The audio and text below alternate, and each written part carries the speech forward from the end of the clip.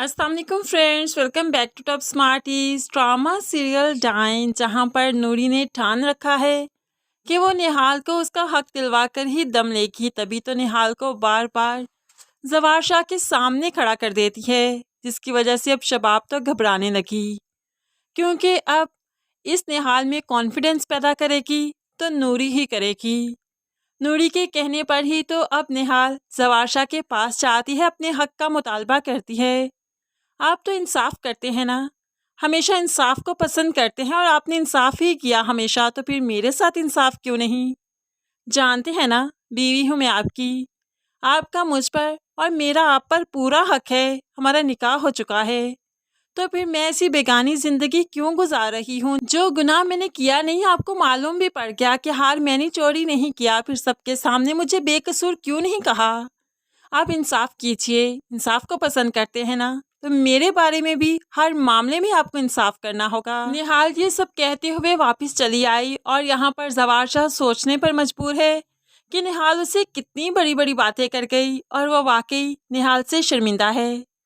लेकिन दूसरी तरफ जैसे ही निहाल कमरे से बाहर आ रही थी, तो यहाँ पर आमिर, जिसकी बीवी आज घर पर नहीं कहीं फंक्शन पर गई है, तो वो निहाल से कुछ खाने के लिए मंगवाता है, क्योंकि निहाल ही किचन के काम संभालती है, तो निहाल अपने साथ नूरी को भी ले गई। लेकिन यहाँ पर आमिर नूरी को बाहर भेज देता है और फिर निहाल को अकेले समझते हुए दरवाज़ा लॉक कर देता है।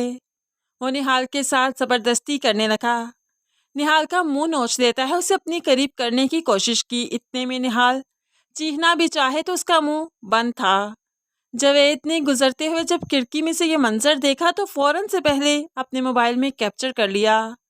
जब काफ़ी देर से नूरी ने देखा कि निहाल नहीं आई तो दरवाज़ा बजा दिया, और ये चीज़ निहाल ने गनीमत जाने जल्दी से भागते हुए दरवाज़ा खोला और बाहर निकल आई। आमिर को लगा था कि उसकी बीवी आ गई, इसलिए वो कुछ नहीं कर सका, उसके हाथ पांव फूल गए। लेकिन अब यहाँ पर जो पिक्चर कैप्चर की थी वो तो अब सबके सामने आ ही गई। जवेद, जो जवार शाह की नज़र में नेकलेस चोरी करने के बाद बुरा बन चुका है, अपनी बीवी की नज़र में बुरा बन चुका है, तो अब अपने आप को अच्छा करने के लिए कुछ ना कुछ तो करना ही था। सबके सामने तस्वीर पेश कर दी कि ये देखिए, यहाँ पर निहाल क्या गुल खिला रही है, आप नहीं तो किसी और के साथ ही अपना टाइम स्पेंड कर रही है। तो यहाँ पर जवार शाह निहाल को ही कसूरवार मानता है और सबके सामने इकरार करता है, ये मेरे पास आई थी, अजीब अजीब बातें कर रही थी मुझसे, जब मैंने इससे लिफ्ट नहीं करवाई तो ये आमिर के कमरे में चली गई, क्या ये ऐसी ही है?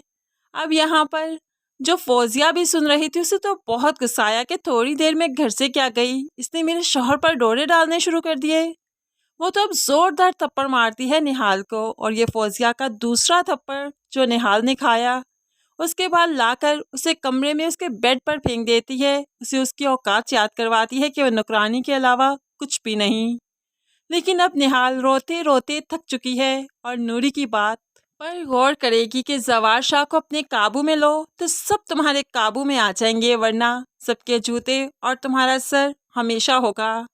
इसलिए अब निहाल ने ठान रखा है कि वो बदलेगी, जवार शाह को अपने सामने झुकाएगी, अपने मोहब्बत में फंसाएगी, और बेशक ये उसका हक भी है। जवार शाह चाहकर भी कुछ नहीं कर पाएगा। जब बीवी होने के हक से उसके करीब आएगी तो भला जवार शाह क्या ही कर लेगा, मर्द तो वैसे ही बहुत कमज़ोर है, बहुत जल्द पिघल जाया करता है, और निहाल इसी चीज़ का फ़ायदा उठाने वाली है, जो काफ़ी इंटरेस्टिंग होगा।